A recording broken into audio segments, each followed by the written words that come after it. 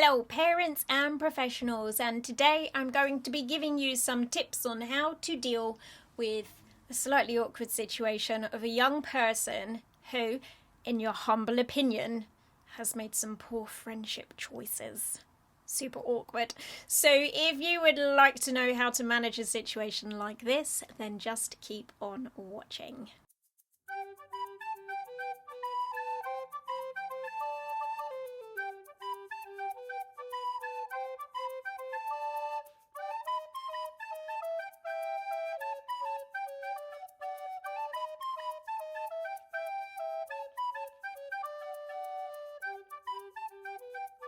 Okay, so let me first say that even though you may disagree with the friendship choices that a young person is making, the chances are that their decision to befriend this person or group of people is coming from a good place.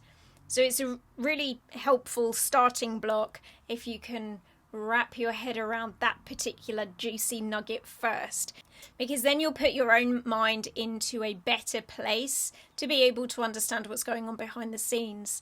If your attitude, and I appreciate that this may be a common and it's easier to say than do, but if your attitude is geared more towards this is just a terrible idea and we need to interrupt this and put a stop to it as soon as possible, then things are not going to go well for you. So let's first start from the principle of your young person, or the young person that you're advocating for by watching this video, is coming from a good place in forging this particular bond or friendship.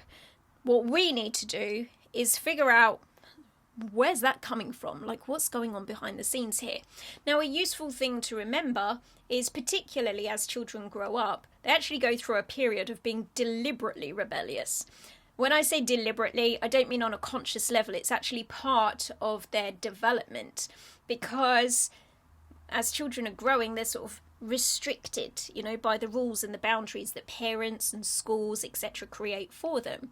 And as they develop, part of becoming an adult is to go, well, hang on a minute, I need to have autonomy, I need to think for myself, I need to think outside of that box that's been created for me.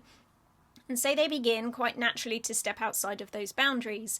So yes, rebellion is part of a natural, normal part of development. That is not something to be fearful or anxious about. However, it's understandable that if a less healthy friendship is occurring between your young person and a group or another individual, that you would naturally have concerns about that, and ideally want to sway them away from that particular friendship if it's going to have negative ramifications for their education, or even for their health. It's completely understandable that you would want to put the brakes on that friendship if you can. However, it's a very good idea to avoid putting limits in place. There's a saying that we have in the personal development world, which is, what you resist persists. And what we're saying there is that if you try to resist something, actually, it's probably going to come after you harder and faster than it did before. And the same can be true of trying to put limits on a friendship or a relationship that a young person has with other people. The more you involve yourself and try to create obstacles there, the more determined they will be to make that friendship and relationship happen. It's always going to be a better option to talk to them instead about what your expectations are of them.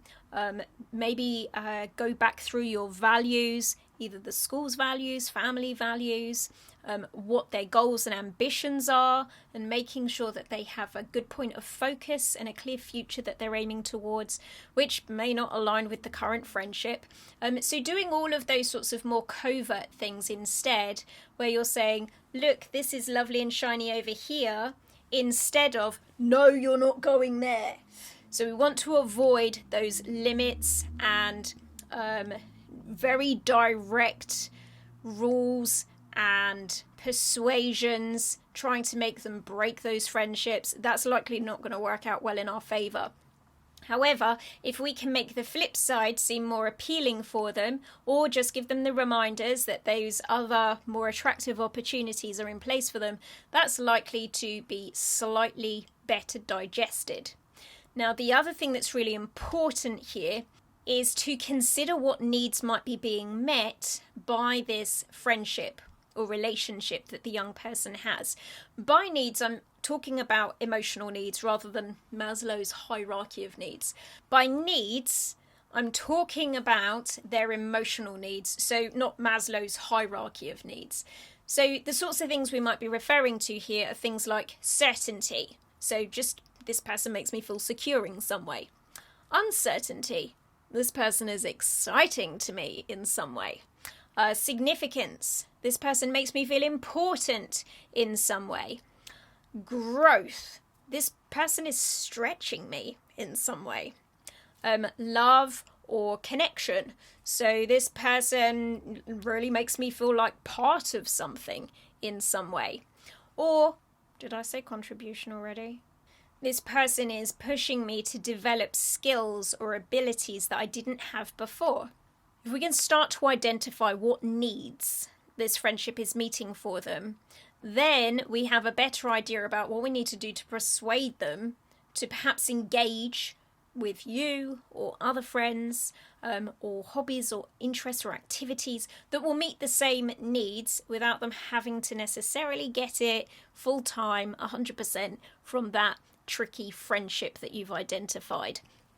So, for example, if your young person is having their needs for connection and maybe significance met in that relationship, then what you might see is, on a really tricky end of the spectrum, they've joined a gang and they're a leader in the gang. That's absolutely terrifying, but it would definitely meet those two needs of feeling significant and feeling connected to other people. Well, actually, if we know now, okay, we're in a bad situation, but we know what needs are being met, is there something we can do on the more positive end of the spectrum?